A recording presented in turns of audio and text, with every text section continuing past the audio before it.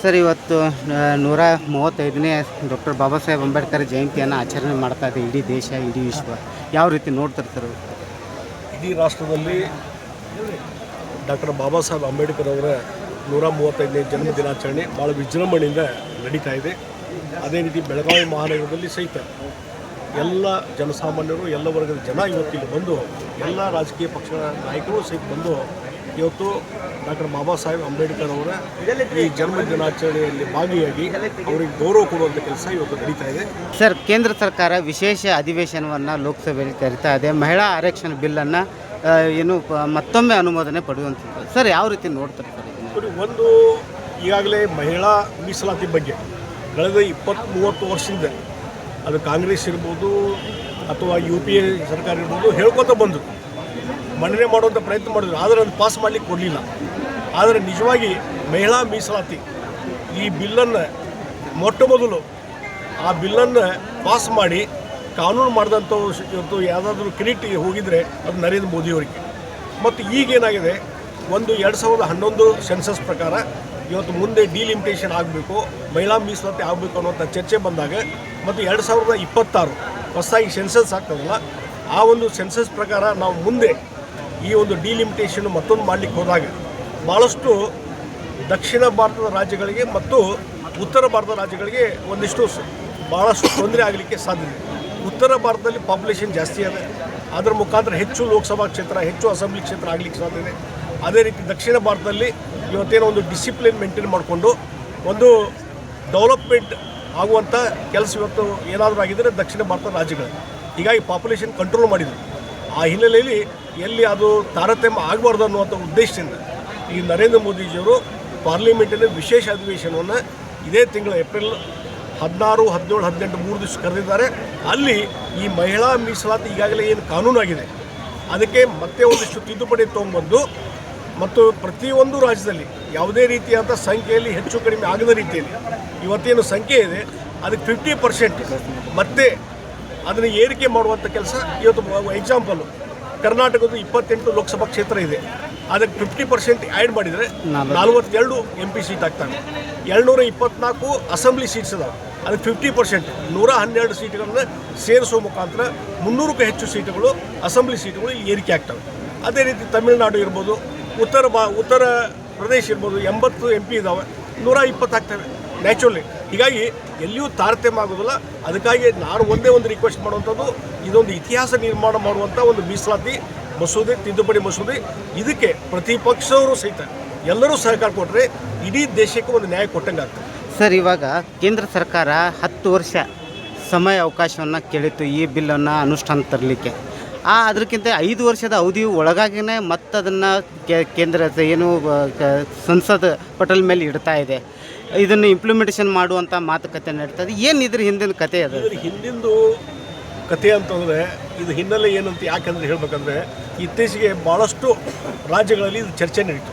ಕೇಂದ್ರ ಮತ್ತು ರಾಜ್ಯಗಳಲ್ಲಿ ಪಾರ್ಲಿಮೆಂಟ್ ಸೀಟ್ ಅಷ್ಟೇ ಹೆಚ್ಚಾಗ್ತದೆ. ಈಗ 2026 ಸೆನ್ಸಸ್ ಕಂಪ್ಲೀಟ್ ಆದರೆ ಆ ಜನಸಂಖ್ಯೆ ಅನುಗುಣವಾಗಿ ಯಾವ್ಯಾವ ರಾಜ್ಯಗಳಲ್ಲಿ ಹೆಚ್ಚಳ ಆಗ್ತದೆ ಅದನ್ನು ನೀವು ಅನುಕರಣೆ ಮಾಡಲಿಕ್ಕೆ ಹೊಂಟ್ರೆ ಅದು ತಾರತಮ್ಯ ಆಗ್ತದೆ ಮತ್ತು ದಕ್ಷಿಣ ಭಾರತದ ರಾಜ್ಯಗಳಿಗೆ ಅನ್ಯಾಯ ಆಗ್ತದೆ ಅನ್ನುವಂಥ ಒಂದು ಕೂಗೇನಿತ್ತು ಅದೆಲ್ಲವನ್ನು ಕೂಲಂಕಷವಾಗಿ ವಿಚಾರ ಮಾಡಿದಾಗ ಇದ್ದಂಥ ವ್ಯವಸ್ಥೆಯಲ್ಲಿ 50% ಏರಿಕೆ ಮಾಡೋದ್ರಿಂದ ಯಾವ ರಾಜ್ಯಕ್ಕೂ ಅನ್ಯಾಯ ಆಗೋದಿಲ್ಲ ಮತ್ತು ಯಾವ ರಾಜ್ಯಕ್ಕೂ ಹೆಚ್ಚಳ ಆಗೋದಿಲ್ಲ.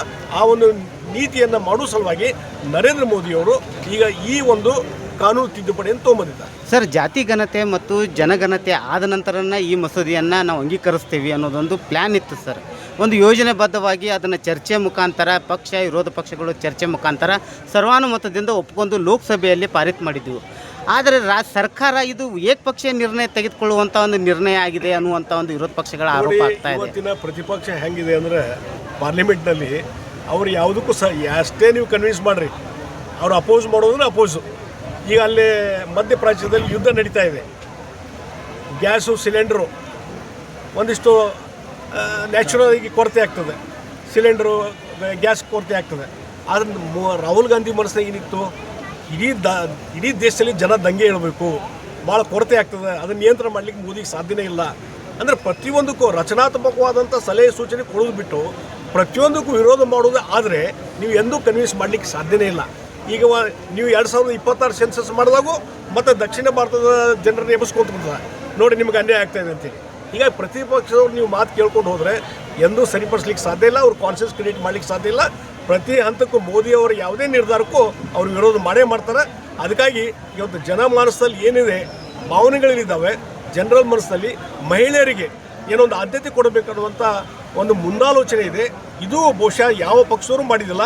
ಒಂದು ಇತಿಹಾಸ ನಿರ್ಮಾಣ ಮಾಡುವಂಥ ಕೆಲಸ ನರೇಂದ್ರ ಮೋದಿಯವರು ಮಾಡಿದ್ದಾರೆ. ಅದಕ್ಕೆ ಸಹಕಾರ ಕೊಡುವ ಮುಖಾಂತರ ಈ ಮಹಿಳಾ ಮೀಸಲಾತಿಗೆ ಬೆಂಬಲ ಕೊಡ್ರಿ, ಮಹಿಳೆಯರಿಗೆ ಒಂದು ಹೆಚ್ಚಿನ ಶಕ್ತಿ ಕೊಡುವಂಥ ಕೆಲಸ ಪ್ರತಿಪಕ್ಷವರು ಮಾಡಬೇಕು ಅನ್ನುವಂಥ ವಿನಂತಿಯನ್ನು ನಾನು ಮಾಡ್ತೀನಿ. ಸರ್, ಕೊನೆಯದಾಗಿ ಏಕಂತಂತಂದರೆ ಇದು ಕೆಲವೊಂದು ಏನು ಮಸೂದೆಗಳನ್ನು ಕೇಂದ್ರ ಸರ್ಕಾರ ಮಂಡಿಸಿ ಅನುಷ್ಠಾನ ಮಾಡಿ ವಾಪಸ್ ಕರ್ಕೊಂಡು ಇದು ಅದು ಅಂತ ಈ ಮಹಿಳಾ ಆರಕ್ಷಣ ಬಿಲ್ನು ಕೂಡ ವಿವಾದಾತ್ಮಕದಿಂದ ಕೂಡಿರುವಂಥ ಬಿಲ್ಲು. ಇದನ್ನು ಕೇಂದ್ರ ಸರ್ಕಾರ ಫಸ್ಟನ್ನು ಏನು ತೊಗೊಂಡನ ಇದನ್ನು ಮುಂದುವರಿಸ್ತಾ ಇದೆಯೋ ಅಥವಾ ಮುಂದೆ ಬರೋ ದಿನಗಳಲ್ಲಿ ಮತ್ತೆ ಅದನ್ನು ಎಡವಟ್ಟು ಮಾಡ್ಕೊಂಡು ಹಿಂತಗುವಂಥ ಚಾನ್ಸಸ್ಗಳದಾವೆ. ಯಾವ ರೀತಿ ಒಂದು ಕಾರ್ಯಕ್ರಮ, ಯಾಕಂದರೆ ಇತಿಹಾಸ ಇದು ಮಹಿಳಾ ಆರಕ್ಷಣ ಬಿಲ್ ಇತಿಹಾಸವನ್ನು ನೋಡಿದರೆ ಸರ್ ಇದು ಅನೇಕ ಬಾರಿ ಪಟ್ಲಿಕ್ಕೆ ಬಂದು ಹಿಂದೆ ವಾಪಸ್ ಹೋಗಿದೆ. ಯಾವಾಗೂ ಆಗಿಲ್ಲ. ಯಾವಾಗ ಕಾಂಗ್ರೆಸ್ ಗೌರ್ಮೆಂಟು UPA ಗೌರ್ಮೆಂಟ್ ಇದ್ದಾಗೆ ಅದು ಬಿಲ್ ತರೋದು, ಯಾರೋ ಸಮಾಜವಾದಿ ಪಾರ್ಟಿರು ಅಪೋಸ್ ಮಾಡಿದರು, BSP ಪಾರ್ಟಿರು ಅಪೋಸ್ ಮಾಡಿದರು, ವಾಪಸ್ ತಗೋದು. ಹೀಗಾಗಿ ಎಂದೂ ಅದು ಪಾಸ್ ಮಾಡಲಿಕ್ಕೆ ಬಿಡಲಿಲ್ಲ ಅವ್ರು ಅವ್ರಿಗೆ ಯಾರಿಗೂ ಮನಸ್ಸಿಲ್ಲ. ಮಹಿಳೆಯರಿಗೆ ಅಧಿಕಾರ ಕೊಡುವಂಥ ಮನಸ್ಸು ಕಾಂಗ್ರೆಸ್ ಆಗಲಿ ಪ್ರತಿಪಕ್ಷದವ್ರಿಗೆ ಇಲ್ಲ. ಅದಕ್ಕಾಗಿ ಈ ಎಡವಟ್ಟುಗಳು ಆಗಿದ್ದಾವೆ. ಇನ್ನು ಮುಂದೆ ಯಾವುದೂ ಎಡವಟ್ಟುಗಳು ಆಗೋದಿಲ್ಲ. ಹಿಂದೆ ಮೋದಿಯವರು ಬಂದ ಮೇಲೆ ಬಿಲ್ ಪಾಸ್ ಆಗಿದ್ದು, ಅಲ್ಲಿವರೆಗೆ ಯಾಕೆ ಬಿಲ್ ಪಾಸ್ ಆಗಲಿಲ್ಲ ಇದ್ರ ವಿಚಾರ ಮಾಡಿರಿ. ಹೀಗಾಗಿ ಇವತ್ತಿನ ಪರಿಸ್ಥಿತಿಗೆ ಅನುಗುಣವಾಗಿ ಸ್ವಲ್ಪ ತಿದ್ದುಪಡಿಯನ್ನು ತೊಗೊಂಬಂದು ಇಮಿಡಿಯೇಟ್ಲಿ ಮಹಿಳಾ ಮೀಸಲಾತಿ 50% ಸೀಟ್ಗಳನ್ನು ಏರಿಕೆ ಎಲ್ಲ ರಾಜ್ಯಕ್ಕೂ ನ್ಯಾಯ ಕೊಡುವಂಥ ಕೆಲಸ ಮೋದಿಯವರು ಮಾಡ್ತಾ ಇದ್ದಾರೆ. ಹೀಗಾಗಿ ಇದರಲ್ಲಿ ಯಾವುದೇ ಅಪಸ್ವರ ಎತ್ತುವುದು ಸರಿಯಲ್ಲ ಅಂತ BJPಗೆ ಬಹುಮತ ಸ್ಪಷ್ಟವಾದ ಬಹುಮತವಿಲ್ಲ. ಇದು ಒಂದು ಕಾರಣದ ಸರ್. 2019ರಲ್ಲಿ ಸಂಪೂರ್ಣ ಬಹುಮತದಿಂದ ಅದನ್ನು ನೀವು ಅಂಗೀಕರಿಸಿದ್ರಿ.